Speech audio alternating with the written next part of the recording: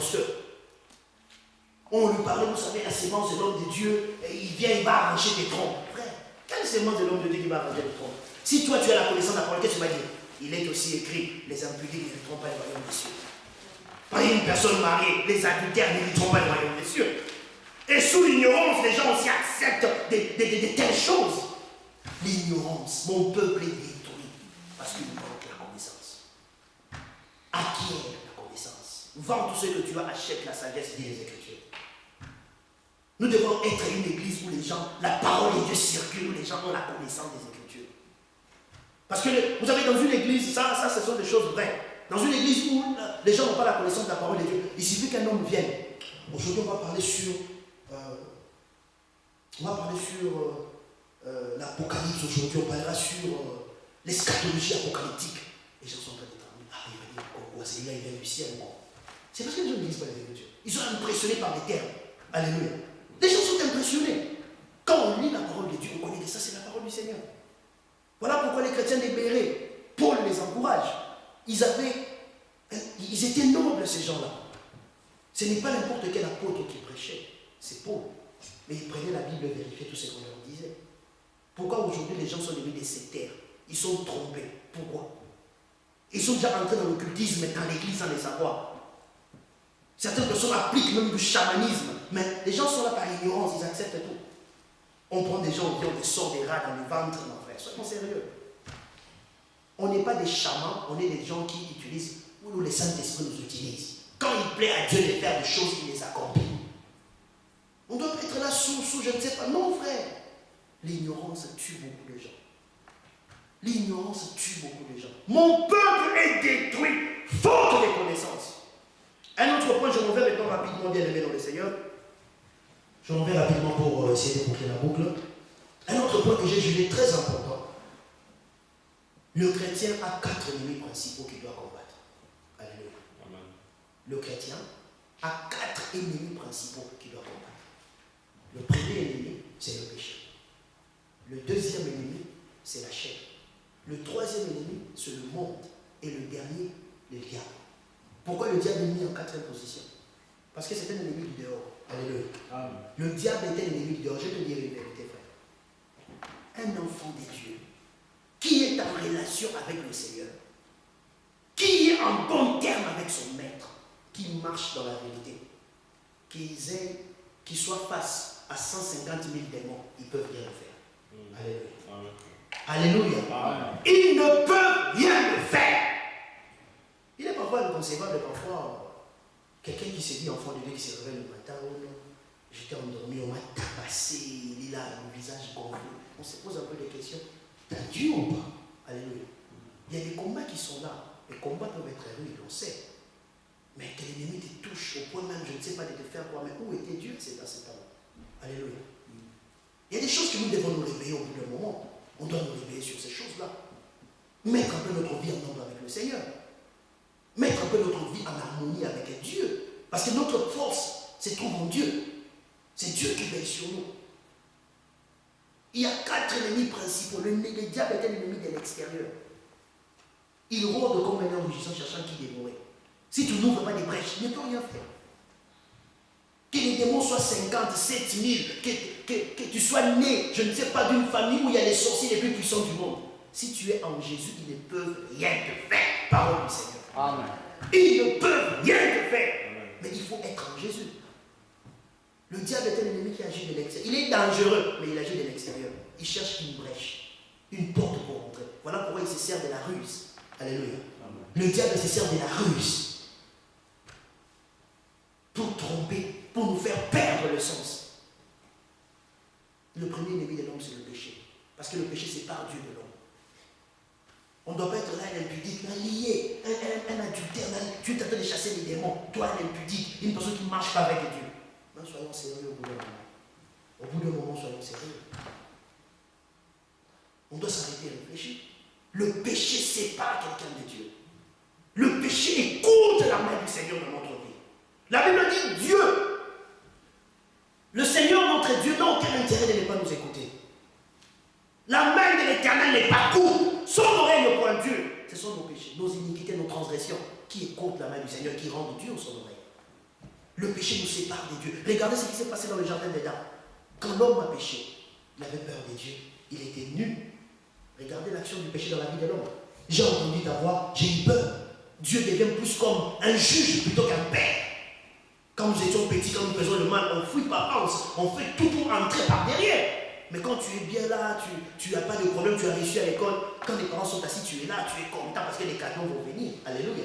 C'est pareil avec le Seigneur. J'ai péché, j'ai entendu ta voix, j'ai eu peur. Ça, c'est l'action du péché dans la vie. Le péché nous sépare de Dieu. Il y a un problème de la chair aussi. La chair, c'est un ennemi permanent. Quand je dis la chair, on doit comprendre qu'il y a une différence entre le corps et la chair. La chair, c'est cette vieille nature, cette nature qui a été déchue. Elle est là toujours pour nous amener à pécher. Voilà pourquoi la Bible dit marchez selon l'esprit. Vous n'accomplirez pas les désirs de la chair. L'esprit a des désirs contraires à ceux de la chair et la chair a des contraires à ceux de l'esprit. Les deux sont opposés en fait que vous ne fassiez pas ce que vous voudriez.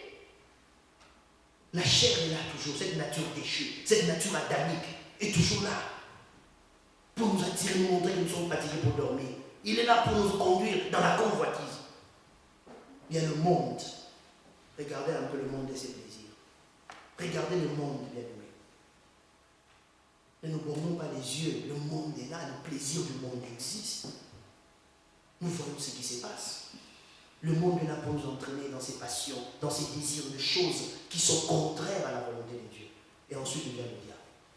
Parce que si nous ne ciblons pas nos ennemis, nous risquons de les combattre et les battre un peu en l'air. Nous avons 4 ennemis principaux que nous devons combattre. Il y a le péché, il y a la chair, il y a le monde et puis il y a le diable. Que nous ne devons pas ignorer. Combat la chair, l'apôtre Paul dit, je t'aide durement, je l'assujettis, de peur qu'après avoir enseigné les autres, que je sois disqualifié. Alléluia, Jésus Seigneur. Il y a un autre point ici, on avance maintenant rapidement. Il y a un autre point que j'aimerais partager avec l'Église.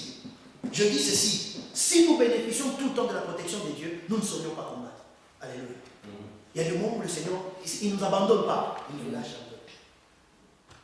Voilà pourquoi le psalmiste se dit dans Psaume chapitre 44, le verset 1er au 2e, le psalmiste se dit, gloire soit rendue à Dieu qui exerce les mains au combat, les pieds à la bataille. Le Seigneur nous exerce au combat.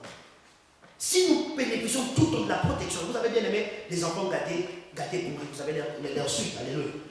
Les enfants gâtés pourris, ils ne deviennent pas des hommes, selon une étude, ils ne deviennent pas des hommes dans la vie, alléluia. Je dis les enfants gâtés, pas des familles riches, mais ceux qui sont gâtés pourris. Ces enfants-là à qui on empêche même de faire tellement cajoler, ils ne réussissent pas dans la vie, alléluia. Ils ne réussissent jamais dans la vie. Je lis avec vous un passage pour soutenir ce que je suis en train de dire. Job, le chapitre 1er.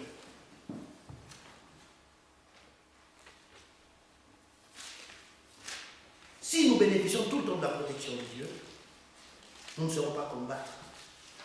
Voilà pourquoi à un certain moment, le parent peut te dire, va un peu plus loin de moi, fais ceci, fais cela, pour que l'enfant sache, qu'il sache combattre dans la vie, c'est battre. Il y a un adage qui dit chez nous, quand les parents sont en vie, il faut que tu apprennes à connaître le prix de la chicoine. Alléluia. C'est un adage qui dit chez nous. Pendant que les parents sont en vie, apprends le prix de la chicoine. Nous devons comprendre, bien aimé, on lit quelque chose. Job chapitre 1er, verset 1 à 10. Non, Job chapitre 1er, verset 10 à 12, je disais. Ne l'as-tu pas protégé, lui, sa maison, et tout ce qui est à lui? Tu as béni l'œuvre de ses mains, et ses troupeaux couvrent le pays. Mais étends ta main, touche à tout ce qui lui appartient, et je suis sûr qu'il te maudira en face. L'Éternel dit à Satan, voici tout ce qui lui appartient, je te le dis. Seulement, ne porte pas la main sur lui. Et Satan se retira de devant la face de l'Éternel. Alléluia. Vous savez, si Job avait bénéficié tout le temps de la protection de Dieu, il n'aura pas compris ce qu'était le Rédempteur. Il n'aurait pas reçu la révélation pour dire, mon Rédempteur est vivant, il s'élèvera le dernier. S'il avait tout le temps bénéficié de la protection de Dieu, il n'aurait pas connu Dieu dans la dimension. Job connaissait Dieu, mais après ce qu'il a traversé comme épreuve, comme bataille, Job a connu Dieu dans une autre dimension. Regardez ce que Job dit à la conclusion de Job chapitre 42. Écoutez les choses que Job est en train de dire. J'ai entendu, maintenant mon œil a vu. Alléluia. Si on bénéficie tout le temps de la protection de Dieu, on ne saura pas combattre dans la vie. Il y a certaines choses. Satan est venu vers le Seigneur. Il est venu vers Dieu. Il dit, Dieu lui dit, regarde mon serviteur Job. Il m'écrase, il s'éloigne du mal. Regarde Job, c'est un homme intègre. Dieu a élevé Job devant Satan. Satan dit, ah, t'en fais pas. C'est parce que tu le protèges tout le temps. Ses troupeaux se répandent partout sur la terre. Il est bien portant, il est là. Il vit bien. Voilà pourquoi il est ce qu'il est. Voilà pourquoi il décède. Dieu a dit, Dieu enlève la main. Il dit, je te le laisse, mais ne touche pas son nom. Et Job a appris des choses avec Dieu. Alléluia. Amen. Job a appris des choses. Parfois, certains commandes ne vont pas rougir. C'est Dieu nous fait passer par une formation. Vous savez, quand tout va bien, parfois on n'a pas le temps de prier. Il y a certaines choses qui doivent arriver pour nous réveiller. Ah, des combats en Afrique, des histoires, des gens malades, des histoires qui arrivent, c'est pour nous amener à prier, bien aimés. Quand nous bénéficions tout le temps de la protection de Dieu, nous ne saurons jamais combattre. Il est important parfois que des choses nous secouent. Quand ça nous secoue, jeûne, 4 jours, 5 jours, dormir même le sol, chercher la face de Dieu, c'est important. Quand on est là, on n'a jamais connu la guerre, frère, c'est différent. Quand on est déjà qu'on combat, il y a des choses qui doivent venir. Dans la vie, c'est important. Quand on bénéficie tout le temps de la protection de Dieu, on ne saura pas combattre. Voilà pourquoi Dieu exerce nos mains au combat. Il exerce nos mains au combat. Il nous forme pour que nous soyons déjà des gens qui combattent. Déjà, je vais promptement pour finir. Je disais que la liste n'est pas exhaustive. Vous pouvez enrichir, que le Saint-Esprit nous aide à enrichir ces choses. Que tu comprennes que c'est quelques vérités sur le combat spirituel. Les ignorer ne nous avantagera à rien. Il y a un combat. Le diable s'attaque aux enfants, aux plus âgés. Il s'attaque à tout le monde. Il a peu de temps, dit les Écritures. Un autre point ici, notre force se trouve dans la communion avec Dieu. Je vais essayer de parler de ça. Notre force se trouve dans la communion avec Dieu. Quand on n'est pas en communion avec Dieu, frère, c'est difficile. Jérémie dit ceci. Si tu abandonnes l'Éternel, l'Éternel t'abandonnera aussi. Alléluia. Amen. Notre force se trouve en Dieu. C'est en Jésus que nous avons vaincu. Il a vaincu à cause du sang de l'agneau. Nous avons vaincu à cause du sang de l'agneau. Notre force se trouve en Dieu. Notre victoire se trouve dans la communion avec le Seigneur. Loin de Dieu, nous sommes perdants. Alléluia. Loin de Dieu, nous ne valons rien. Nous ne sommes rien et nous ne pouvons rien faire. Amen. Le Seigneur a dit, sans moi, vous ne pouvez rien faire. Amen. C'est une réalité. C'est une vérité. Quand on s'éloigne de Dieu, on est la proie à tous les démons. Quand on s'éloigne de Dieu, on est la proie au mauvais esprit. Voilà pourquoi un homme à qui le Seigneur a retiré le Saint-Esprit, il s'agit de Saül. Saül à qui Dieu avait retiré le Saint-Esprit. La Bible dit l'Esprit se retira. Saül était en proie au mauvais esprit. Parce que l'Esprit de l'Éternel n'était plus avec lui. Il était en proie au mauvais esprit. Il a fallu que David vienne chanter pour que les esprits mauvais ne cessent de le tourmenter. Loin de Dieu, nous sommes perdants. N'ignorons pas ces choses. Le combat est de nature essentiellement spirituelle. Et loin de Dieu, notre force se trouve en Dieu, dans la communion avec Jésus.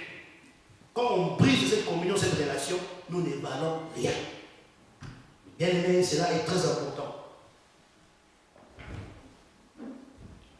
Vous ne pouvez pas être un spectateur dans le combat spirituel si vous ne voulez pas voir votre vie être détruite. Alléluia. Amen. Vous ne pouvez pas être un spectateur. C'est un combat qui concerne tout le monde. On ne peut pas être un spectateur. On doit combattre pour la vie de ses enfants. On doit prier pour sa propre vie. On doit prier pour ses projets. On doit prier pour ce qu'on entreprend. La Bible dit priez sans cesse. Nous devons prier le Seigneur. Quand on est là en spectateur disant que non, puisque je me retrouve à tel endroit, je suis exempté. Frère, tu verras ta vie être détruite. Que le Seigneur bénisse sa parole et qu'il vous bénisse aussi. Amen.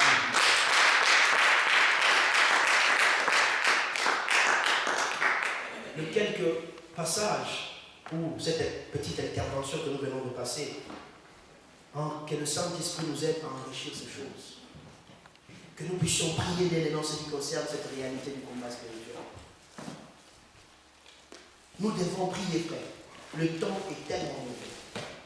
Nous nous lèvons là où nous sommes, nous voulons prier le Seigneur.